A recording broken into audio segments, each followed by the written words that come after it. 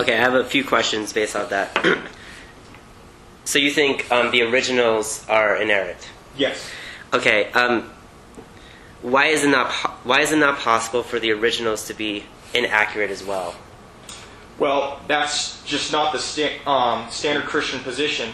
Based on many things, including prophecy and things like that, the Christian position is that the Bible is inerrant and infallible in the original languages, and as you would look at prophecy and many things of that sort, that's kind of where we come to our conclusion. Now, it's the Bible's claim that it is inerrant. Does that necessarily make it true? No, but under close examination, I feel, one, that one must come to the conclusion that the Bible is inerrant and infallible in the original languages, and two, that we have accurately been able to reproduce what was in the original languages and autographs.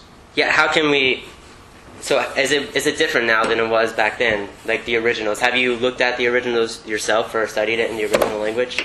Again, we do not possess the original autographs themselves. Now, earliest. When you get to the manuscript tradition, you can then begin to examine the original languages, and I have to a degree. I don't fluently speak Greek, and I haven't taken Greek at seminary, but I have examined many of the texts in Greek and things like that to the best of my abilities, using lexicons and things of that sort.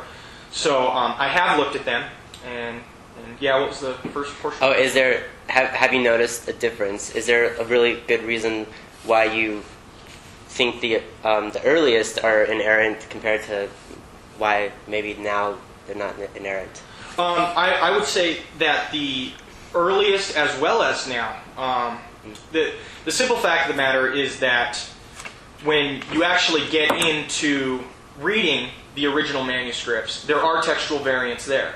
Again, this is not a debate on textual criticism, but as you examine the textual variants, one can conclude what the original reading was. There is a thing in textual criticism that is called tenacity.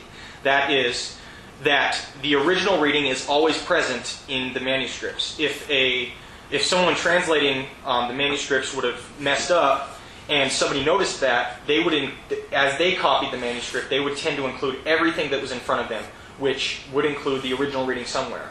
While there might be multiple readings there, we can deduce by using our vast amount of manuscripts which reading is the original reading. So while there are textual variants nowadays, and that is the reason I can't state that, if I was to state all of the manuscripts that we have nowadays are inerrant, that's obviously false, because there are discrepancies among the different readings. But when you go back to the original autographs, which we can come to that conclusion in finding the original autographs based upon the study of textual criticism and looking at the variants, then I believe we have an inerrant Bible at that point. Okay, Scott. I know you have a couple questions written down, and these are just points I wanted to hold on to. And you probably have a couple points. I want to ask you a couple quick questions. Okay. So, alright. So Tanner mentioned how people that see contradictions in the Bible, sometimes they just want the Bible to be false. Do you want the Bible to not be true? I'm pretty indifferent on that point. I mean, I think, and no offense, that my brother put it pretty well, and they said that it's like trying to prove that a Dr. Seuss book is true, in my opinion. So, like, I'm relatively indifferent in that. Like, it's a lot of fables. Aesop's Bible. Another point Tanner brought up, do you analyze the Bible differently than you analyze any other book that claims to be historical? I guess. I mean, it's hard because when you're reading it, I'm taking it because I know what it is. I'm reading it and I know what I'm reading. It's not like someone threw something in front of me and said, now guess what this is. And so I think when I'm reading other historical documents, I tend to probably let them hold a lot more water in my mind as far as what they say is true, and not so much with the Bible. I think that maybe not that I want it to be wrong, just that I expect it to be erroneous to some degree, and I don't expect it to teach me anything about history. Okay. Go ahead. Go with your opening statement. I did my opening statements. Slash rebuttal. Okay, start with, I guess. With your points, actually. Let's start with your points. Okay. The text, probably. Yeah, I think probably go ahead and delve right into the text. I'll just hold on to those because I think those will come up as I go along. So the first one that I decided to go ahead and focus on is, of course, Genesis. Reading is chapter 4, verse 17. I'll find that really quick. So I'll actually start with 16.